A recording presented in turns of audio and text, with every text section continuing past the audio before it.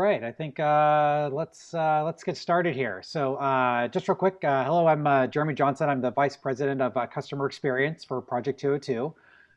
Today, we're happy to present this Project 202 an experience-driven leadership webinar, the Comeback Kitchen, Food Marketing During a Pandemic and Beyond.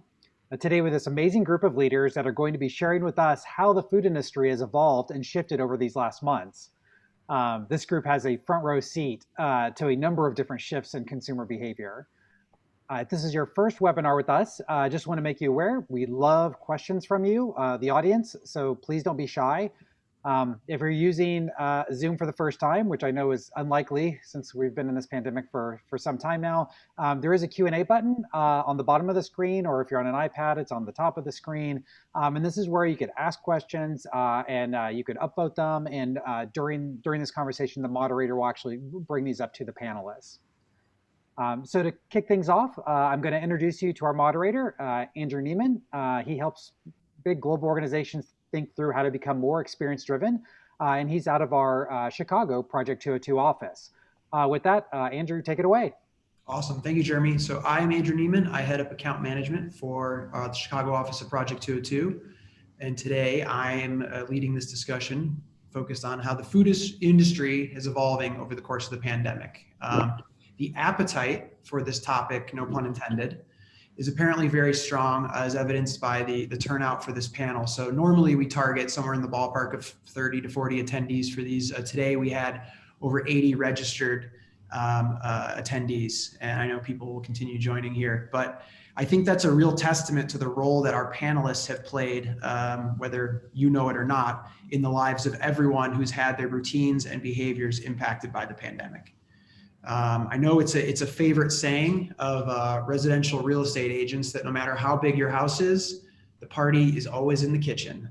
And that has never been more true than in the past 8 months, as families all over the world have been eating 3 meals a day, 7 days a week at home.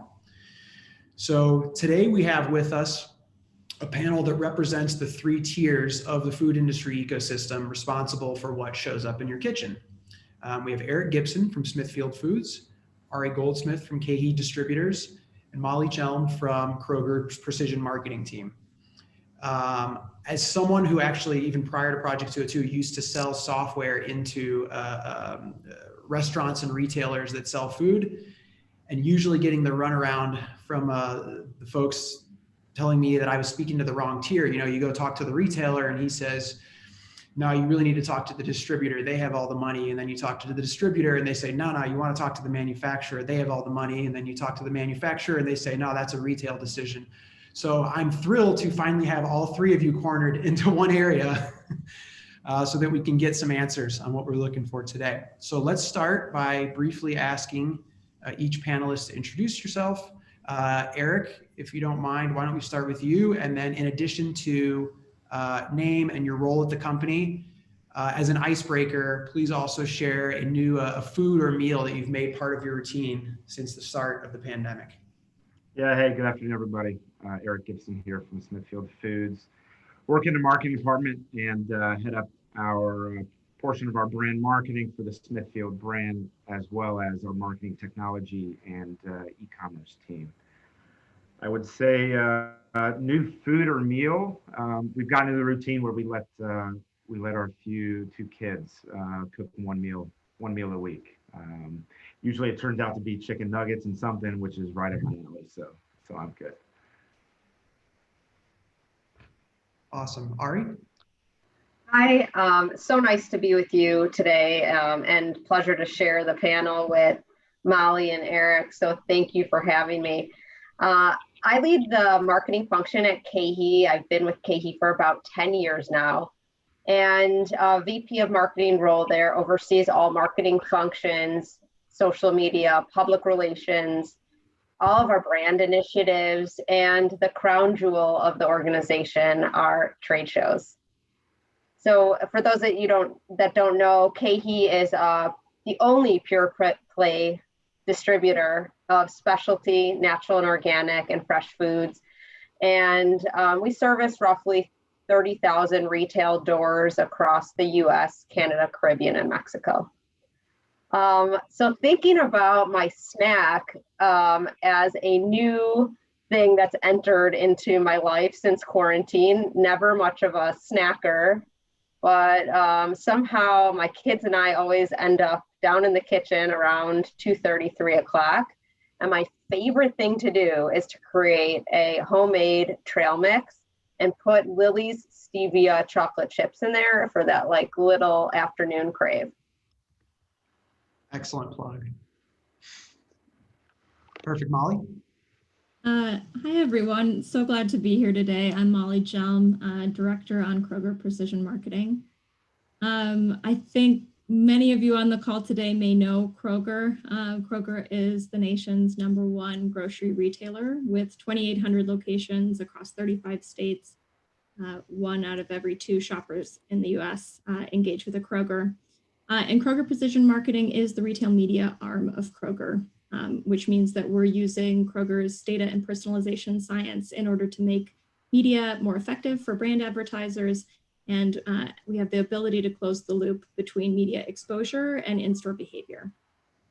Perfect. So to expound upon that just a little bit further, we're really about personalizing the experience on Kroger e-commerce sites and also helping brands create relationships with Kroger shoppers off of Kroger properties as well.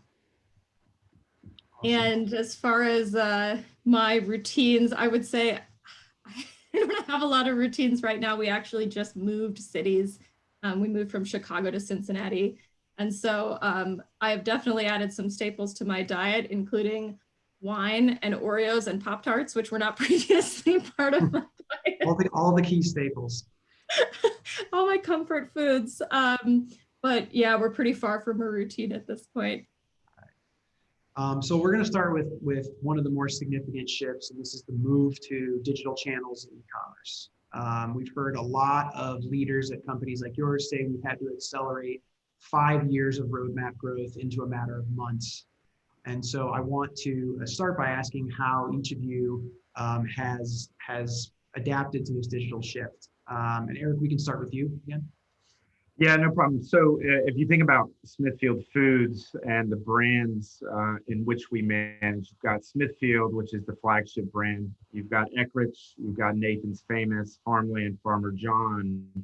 What most of them have in common is they are fully integrated from a vertical integration standpoint. And so whether you're talking bacon, hot dogs, fresh pork, those are some of the most elastic categories in the grocery store, which creates an opportunity for us because those are the categories in which also have the highest propensity for consumer switching.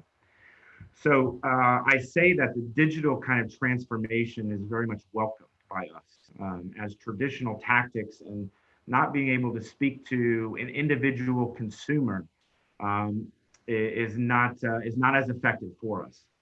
And so transformation to the digital has allowed us to be more nimble. And everybody talks about kind of right content, right consumer, right moment, and right relevance. And so that's what we've been focusing on. We collect a lot of data now about our consumers, and we harvest that so we can best reach them in the most effective and efficient way. Awesome. Ari? So we've really flipped the traditional distributorship model on its head and gone through a complete core transformation. And we've done that through a ton of user experience and asking, what do you need? What makes your life easier as a supplier to KeHE and as our retail partners? So we're really looking at how do we provide better insights? How do we create a smoother supply chain? And then when we look at our trade shows, those were previously augmented digitally, but really a very sensorial, physical experience. And through COVID, that's really shifted. And so we're lucky that we went through this digital transformation in 2019 to position us to be ready for this year's virtual show. So this year's show, was actually quite incredible. And we knew in April that we wouldn't be able to have and host our traditionally June physical show. So we ran to make this a digital experience where the virtual aspects would allow for the buying and selling of food to come to life in a screen. And what was amazing is because we had the learnings, to Eric's point, of the data from the prior experience, we were able to not only not charge suppliers to be a participant, but grow sales by 54% over prior. So incredible results. And, just a small plug that in lieu of being able to, not being able to, in lieu of charging our suppliers to participate, we donated those funds that any suppliers donated to us to KeHE Cares. That's KeHE's philanthropic arm, and it allowed us to donate over $200,000 to charities in need, really ravaged by COVID. So digital made it happen for us this year. So you bring up a good point about having invested maybe before the need was there. And then, sometimes you do that and then you think, oh, maybe we're not getting the ROI we were expecting, but an event happens and all of a sudden you realize, man, I'm glad we were prepared. Molly, was that the case for Kroger? I mean, Yeah, how well prepared were you? Yes, very similar experience to Ari in that really the genesis of Kroger Precision Marketing 3 years ago was designed to help meet what we perceived would be a move of shoppers to a desire to engage with grocery in an e-commerce capacity, and also a desire for manufacturers to have more transparency and accountability for media. Nobody could be fully prepared for all of the events of 2020 and how that would impact grocery, but we definitely had the bones in place as part of the continuation of Kroger's desire to be able to deliver anything, anytime, anywhere to its shoppers. Actually, at the start of 2020, 97% of Kroger shoppers had access to e-commerce fulfillment. And so without that infrastructure built, without that accessibility there, we would not have been able to rise to this challenge. But thankfully, we did see this acceleration of things we were already really testing and putting into place.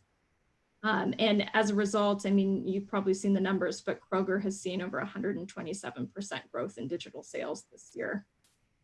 Wow. I do, Eric, I want to ask you the same thing. I mean, Sure. Smithfield is a legacy brand. It's been around for a very long time. And, maybe there's the belief in the market that older brands like that have trouble innovating or pushing forward. How well prepared were you guys? Yeah, so no one could have predicted this year, but I think we made a couple moves probably 2 to 3 years ago that turned out to position us very well. The first one, as I alluded to previously, in a manufacturer point of view, marketing contribution to overall business results is kind of the holy grail for us, and so. We saw there was a data opportunity for us to go out and start collecting more and more consumer data, but also we pair that with analytics that we use to help us understand the effectiveness and efficiency of our spend. But also in times of crisis, it allows us to future predict where to place our dollars for maximum relevancy.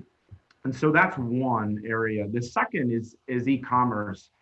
And a few years ago, e-commerce was simply 1% of our overall business. And Smithfield Foods, being the largest producer of pork in the world, talking about a $15 billion company where 1% is e-commerce. And yet leadership kind of had the foresight to say e-commerce is a place that we are going to want to invest. And it's taken 2 to 3 years for us to build the necessary infrastructure to do so. And I'm happy to say that the channel mix is quite larger than where we started. So it's turned out very, very well for us. Awesome. One thing I definitely want to ask about, and Ari, I think I'm going to direct this question to you, as it has to do with supply chain disruption. And you are right in the middle of all sides of it. So can you speak about just the shift from out-of-home purchasing to in-home purchasing and behavior, and what some of those, like, what is the size of that shift and change?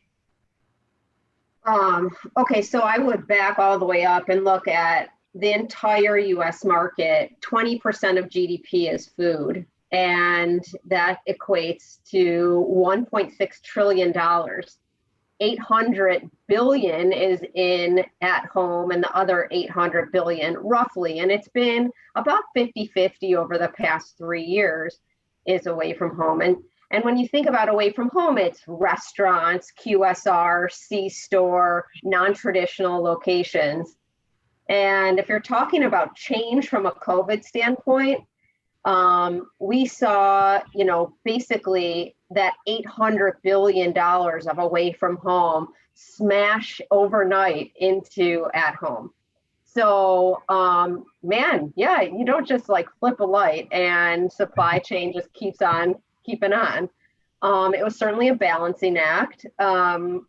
What we want to do is manage the product to make sure that it has the longest shelf life as possible. We all want the freshest food. We were working through historical forecasts previously, and those got flipped outside the window because who could have predicted, or who can predict, what would be happening. So the problem with that is that the wrong prediction or the wrong demand can lead to increased spoils and food that goes to waste. And then from the other side of the equation, we never want to let down our retail partners with not enough. So, it's that really nice balance of having just enough. Yeah. When I think about KeHE specifically, the emerging brands, innovation is the lifeblood of who we are as a pure play distributor. And it's really hard for those newer manufacturers that are just coming onto the scene to manage their supply chain.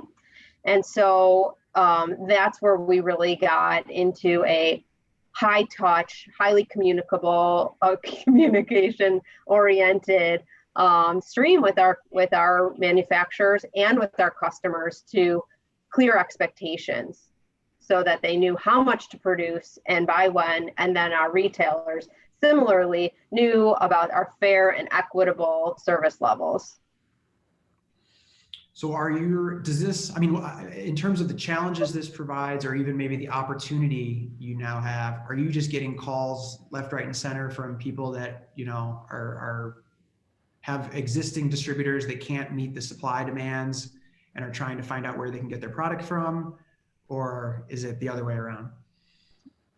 I don't think that's true today, but certainly in the beginning of the pandemic purchasing, March, April, we did receive calls from non-KeHE customers, and really it's our job to take care of our customers first and not just please, those that are calling.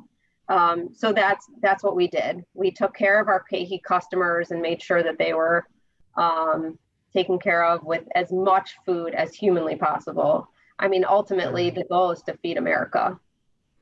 Yeah. So let's talk about the shift in consumer behavior that leads to these supply chain nightmares.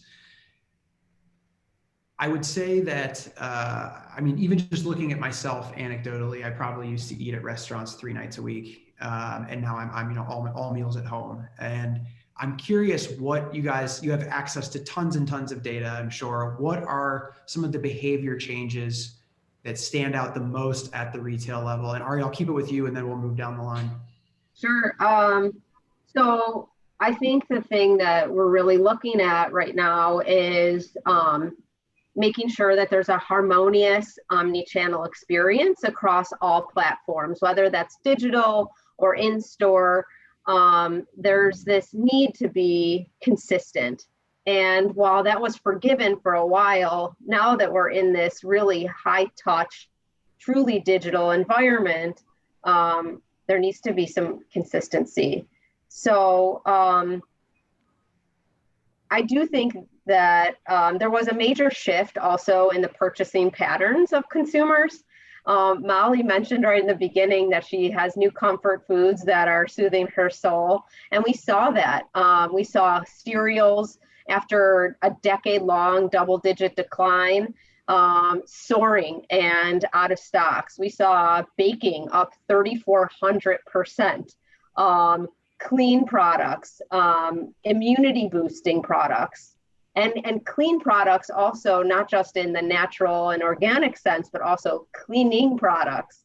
It wasn't just clean enough to have a surface sparkle. It actually had to be without any kind of virus-oriented bacteria, etc. So we definitely saw a shift in how people were buying. Molly, how about you? What have you noticed from Kroger customers? Yeah, on our end, the macro trend that we're seeing is just customers being much more deliberate and planning much further out for their shopping trips. We're seeing 40% of shoppers say that they're shopping fewer retailers and they're bringing longer lists with them when they do. We're also seeing a drop in weekly shopping purchase behavior, that households have changed the cadence at which they buy, and they're really planning for that trip when they do. Omni-channel, we've talked about, there's a huge shift to these contactless modes of delivery or pickup or ship to home. And so those are absolutely real as well. And we are noticing this huge shift towards cooking at home, not usually children cooking at home to Eric's example, but the whole family really cooking meals at home, which definitely changes the way that we want to show up and meet our customers' needs throughout that journey. Sure. Eric, how about yourself? Yeah, a couple of things come to mind. I mean, our brands here, because we have so many of them in the portfolio, puts a premium on having a clearly defined consumer target. And yet during COVID, what we found is kind of the exploratory nature of households as you now started having consumers that were coming from a whole wide range of our consumer segmentation now purchasing our brands. And we saw that most prevalently in our brands that have a number 2 or number 3 market share within their particular categories. So the total portfolio during the height of COVID, we saw an increase of about 25 million households purchasing our brands. And so what it did is it now put our brands in a slightly different position, because typically we are focusing on household penetration from a growth standpoint. But now we're starting to have a loyalty conversation, both from kind of a depth and breadth of loyalty. And real quickly, what I mean by breadth of loyalty is we see that if we're able to get a consumer to go from buying 1 to 2 brands within our portfolio to buying that third, typically they will double in value for us as an organization.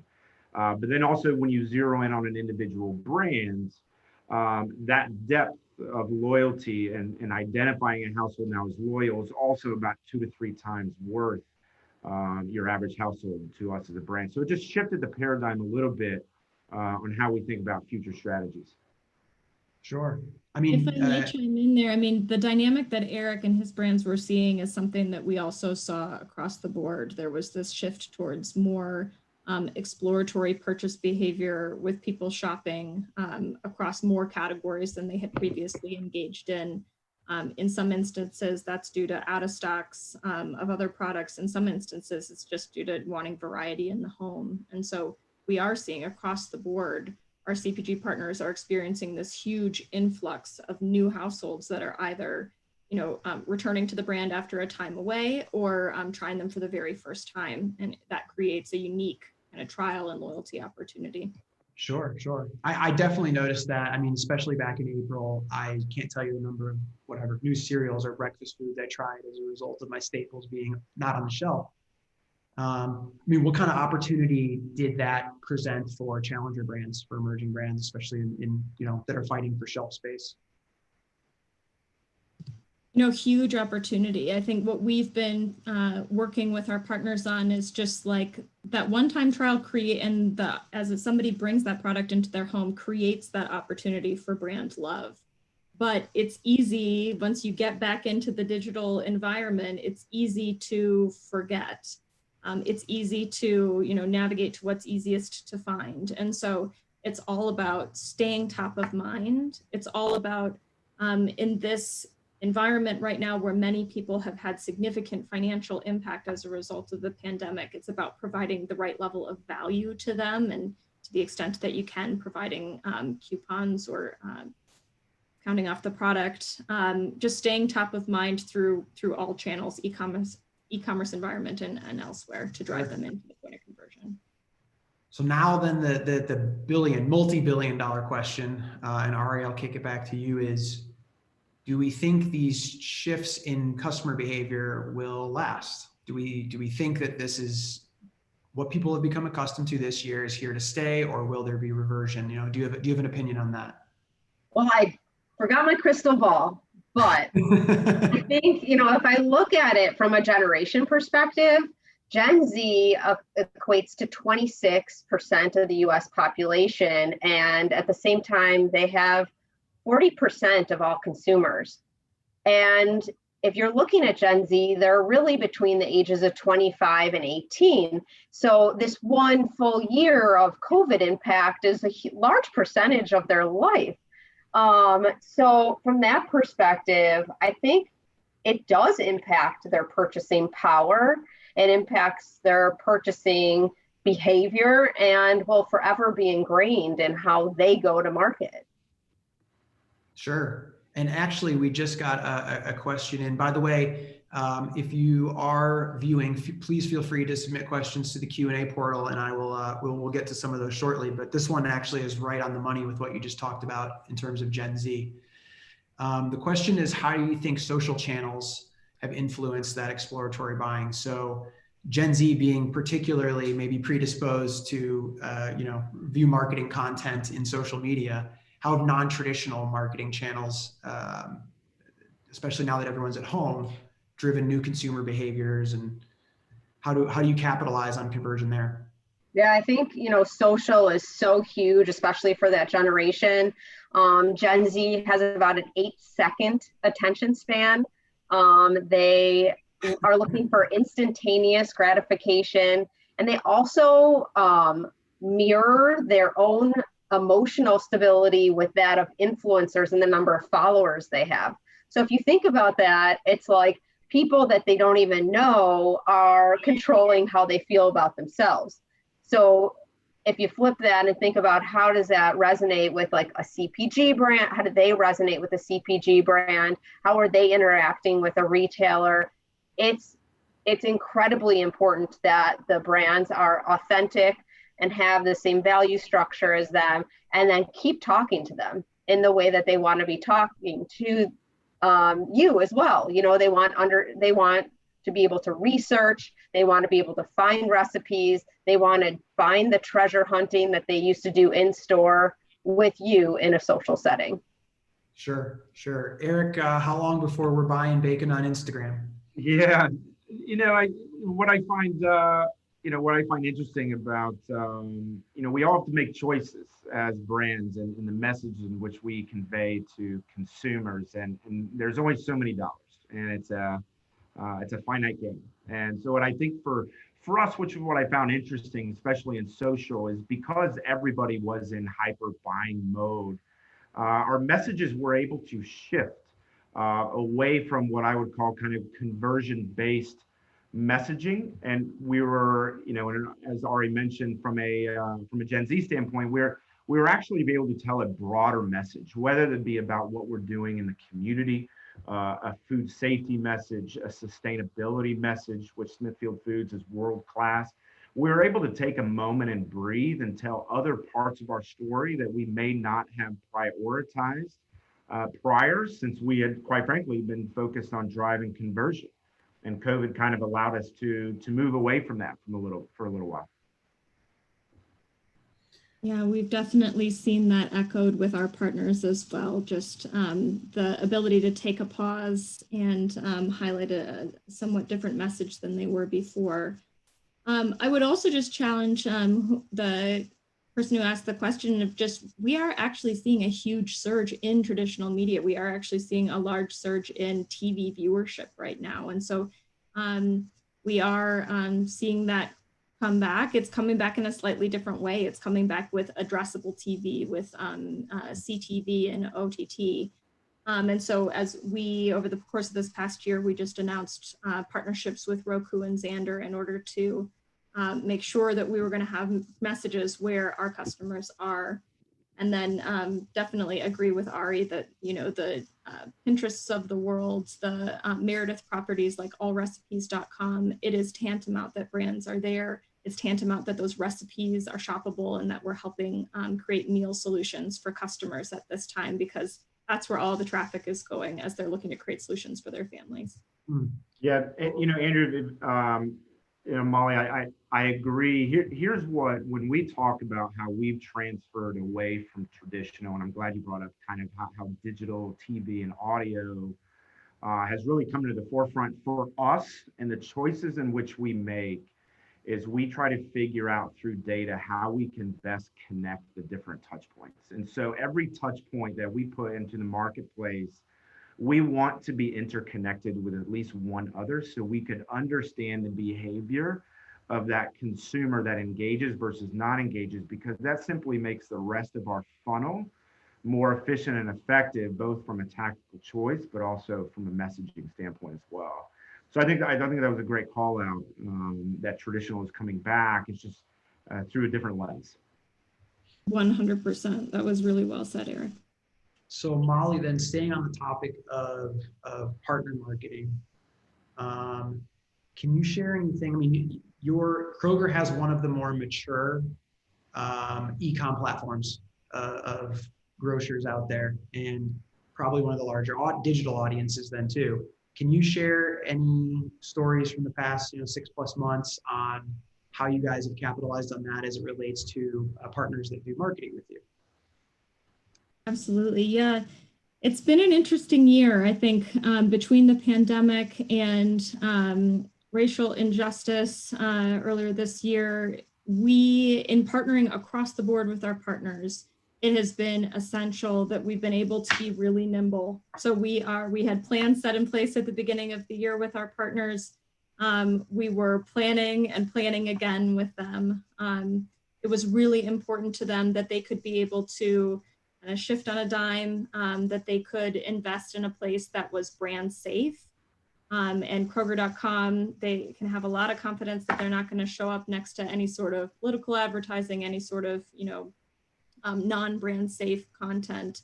And so we were seeing, especially in the wake of those events, in the wake of March Madness, in the wake of the Olympics being canceled, we had a lot of partners who had a lot of media dollars that were previously being spent in social channels, and they no longer felt like they were safe places to invest or in support of those events, that they were then coming to us and wanting to invest within our e-com environment, both because it was safe, because it was nimble, and they were able to move quickly, and because they believed in it, because it was measurable and accountable, and they knew that it was a place close to the point of conversion where they could influence the customer and drive sales. So March Madness is a great example. You have brands lined up to spend hundreds of millions of dollars in marketing this. It, I think, got canceled on 2 weeks notice. I think was or maybe even a week notice. And you're saying they all then flock to go as close to the point of purchase as possible. So redirecting money and putting it into platforms like yours. So how did you manage? I mean, websites only have so much digital real estate, and I'm assuming you had a lot of people knocking on the door. How did you guys manage satisfying them? Yeah.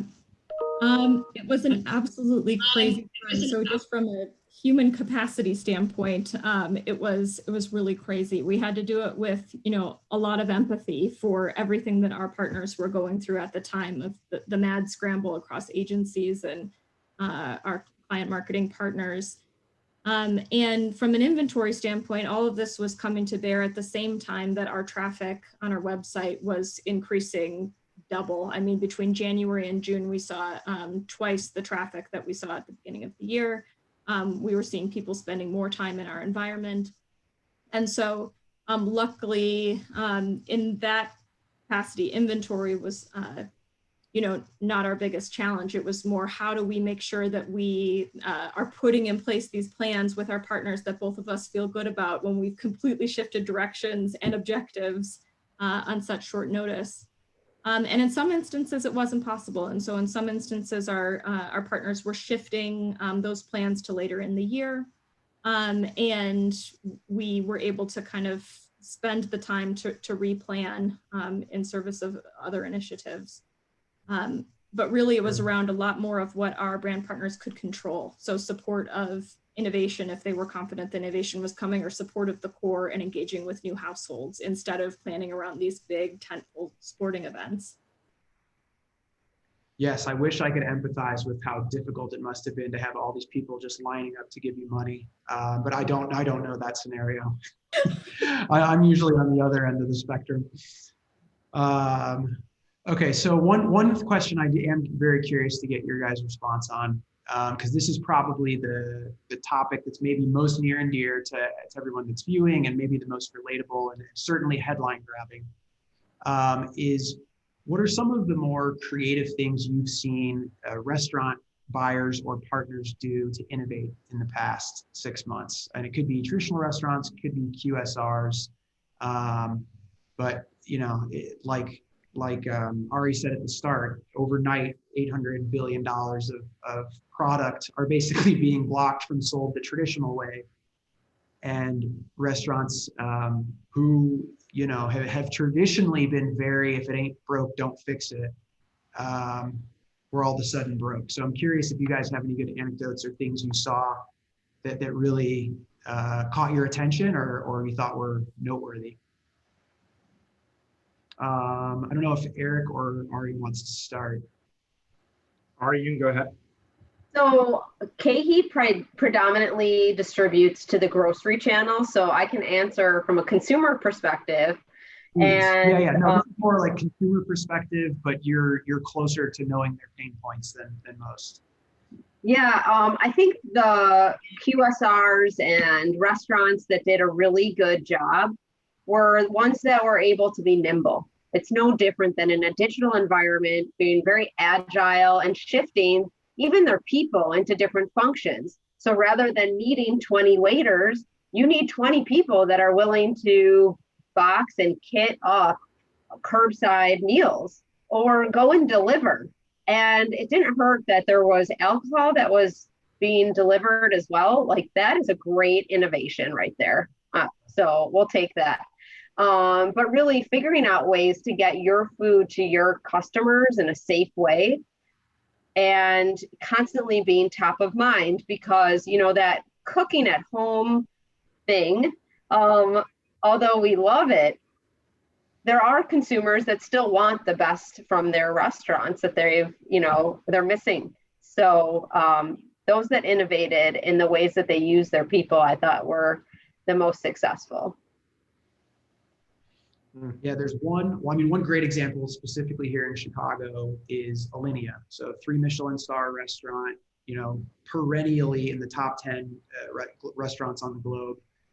And they begin selling takeout back in March. You're thinking, oh, hey, this is $1,000 plate, a place you wait 6 months to get into. And now I'm getting it in a box to take home. But they were tremendously successful. And maybe, even more so than when they were confined by the capacity of their own restaurant. Because now people, they can serve hundreds of diners a night at a lower price point.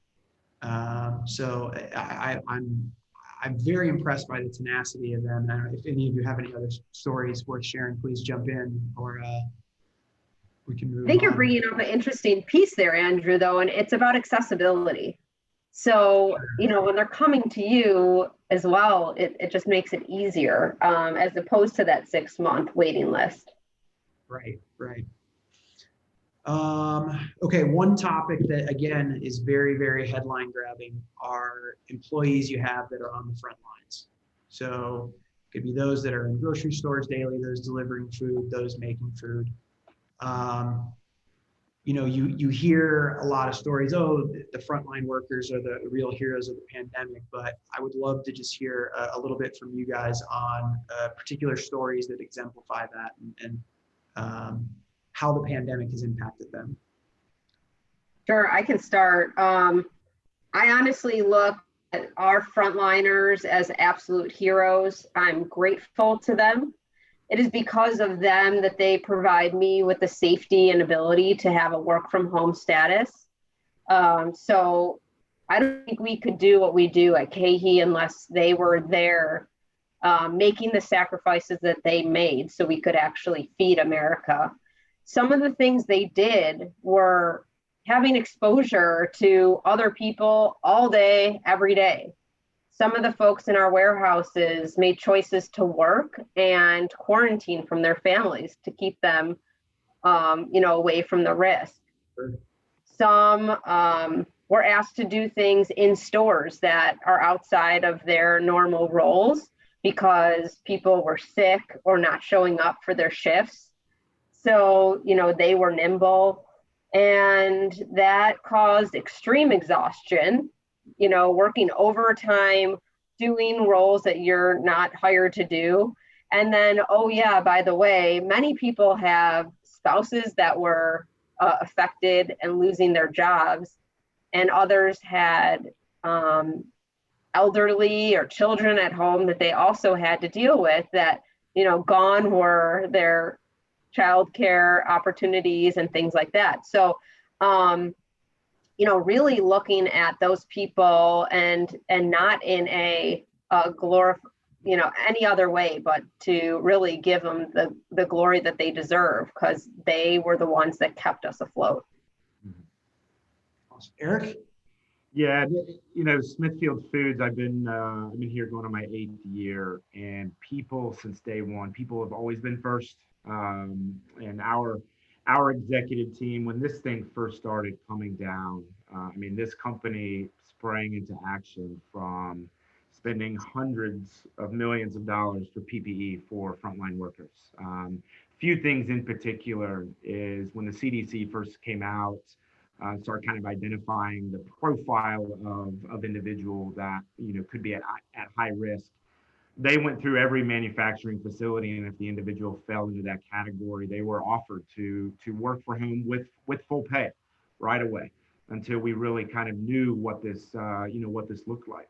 And then, as we transitioned kind of this new world of manufacturing, and our facilities came offline and then back online to be retrofitted with kind of full PPE for full protection, as every single employee was paid throughout that entire effort, regardless if they were working or if they weren't working. And I think it speaks to the integrity of our executive team and the company as a whole, that really at the end of the day, profits were put second.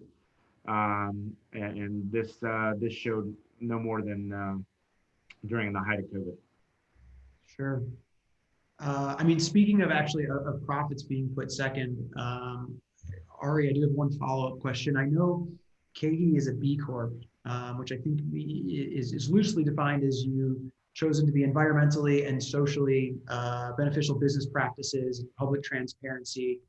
It's a newer type of corporation, but one that's certainly catching steam. I think Etsy actually is a good example of a publicly traded B Corp. What was behind the decision for KeHE to become a B Corp, and what does that mean to the business? How does it impact it? Yeah, well, the definition helps provide clarity to, what a B Corp is. For us, B Corp really is about a quadruple bottom line: people, planet, purpose, and of course, profits. And being able to simultaneously work on all four of those is no easy exercise, but we really believe in a people first culture, and serving others is a part of everything we do every day, where 10% of our profits go to our philanthropic arm, KeHE Cares. And as part of that, we really look at how can we move peas and carrots across the US, and those are specialty natural and organic peas and carrots across the US, but really serve others along the way. So that's really the greater mission. Cool. We're going to take a couple of audience questions now. And again, if you're on the line, please feel free to submit some. First one's for you, Molly. So Kroger has made some surprising to this person and high profile tech acquisitions in the last couple of years. So companies like Home Chef and ChefBot, for example. Can you speak to some of the strategy behind acquiring companies like that, and maybe what Kroger is thinking of doing with them, and how they will be leveraging them going forward? Yeah, I can definitely speak to, those acquisitions as a continuation of Kroger's desire to move towards seamless technology in service of its customers. So both of those that were highlighted really are getting to the heart of helping solve that challenge for customers with Home Chef, of creating fresh prepared meals for them and making that, innovative and exploratory experience for them, but also a convenient experience. And then with the announcement of ChefBot, which is Twitter. Explain what it is too, because it's pretty wild. Yeah, it's a Twitter-based machine algorithm tool, essentially, that allows you to take a picture and tweet 3 ingredients that are in your fridge to ChefBot, and they will pull from Kroger's thousands of recipes on our site in order to suggest some meal solutions for you. And so all of these really are timely. They're showing that Kroger was really moving in the right direction prior to this pandemic on this trend of households wanting more convenient meal solutions. And the ChefBot is especially timely because as people are querying what they have in their cabinets and looking for what to make for dinner, Kroger is really looking to meet that need. So both are aligned to our desire to be able to make mealtime convenient.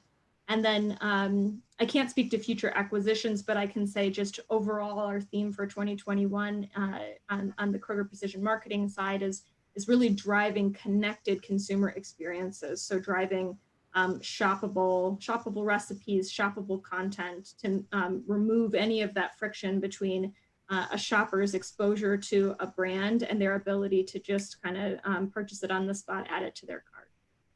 Sure. One of the next questions we have is sort of in that similar vein, and I knew this would come up. Before COVID, Amazon bought Whole Foods for around $14 billion. One of the most highly publicized acquisitions probably of the decade.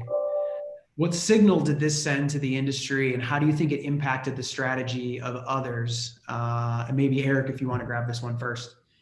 Yeah, no, I mean, from a manufacturer standpoint, I think, we view it as another touch point. But I think if we look at it more broadly, I think it cemented what we started knowing in 17 and 18, whether it be Walmart, whether it be Kroger or Target. Retail locations were no longer about just selling to the foot traffic that was walking through the store. And so they were starting to make infrastructure investments to translate them into more really kind of smaller and more nimble distribution centers. And I think more than anything, as a manufacturer, that validated the investments that we were making in the e-commerce space when we started seeing kind of anecdotal headlines such as this kind of come out to the forefront. Yeah, same on our end, Andrew. I think for us, it really solidified that I can't say how many conferences I was going to maybe 5 years ago where they were saying, is brick and mortar going away? And the trades that have all those clickbait headlines around brick and mortar no longer being a thing. I think that acquisition really solidified that there is an important role that brick and mortar plays, whether it's as a distribution center, just being where customers want to be and being able to engage with them across different modalities, wherever, kind of meeting them wherever they are. So from a Kroger standpoint, it really solidified and underlined our pre-existing strategy, which is really that we also need to build up our omni-channel presence and have over the past 3 years. Right. And that's another great example of a headline that's probably sensationalized. Everyone, oh, brick and mortar's dead, stores are dead. And that couldn't be further from the truth. I mean, yes, it is declining, but I think the takeaway is lazy brick and mortar might be dead, but experiential is still doing quite well. You walk into a Mariano's and someone's playing the piano and you can have wine while you shop. I mean, that is, to many, that's worth getting out of the house for. Okay, we so certainly found, just to respond to that, I mean, we certainly found that grocery suddenly in the midst of this pandemic was the only place people were leaving their homes for in some areas. right. And so there is that opportunity to just make it count, make your trip out of the house count. Grocery is your mini vacation for the week. Is that the takeaway? Exactly. Well, and on the flip side of that too, there is this opportunity to make the digital experience experiential as well, as more and more households are moving towards that modality. And as a brand, showing up in the right way with the right digital merch in that environment with the same level of focus that you have in store. Sure. One other question that we got from the crowd. So this is actually potentially a controversial topic, but given that we have all three levels of the tiers involved, it's be good to see where you guys net out. So you often hear the phrase, we're at a war for the consumer. How do you feel about the need for personalization versus ownership of the data that drives that personalization? And who do you ultimately think should own that data about the consumer? Not everyone at once.